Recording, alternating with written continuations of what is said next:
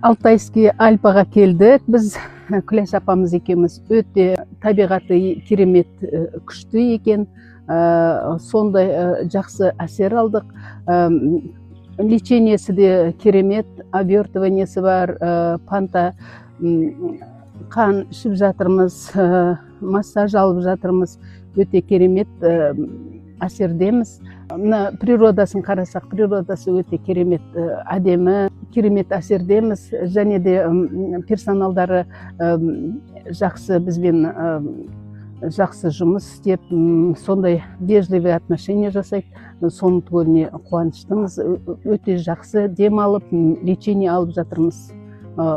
Керемет әсерлі, жақсы жерге келіп қуанып, осындағы жұмысшылардың еңбектері жемісті болсын, әлі де келеміз деп ойлаймыз.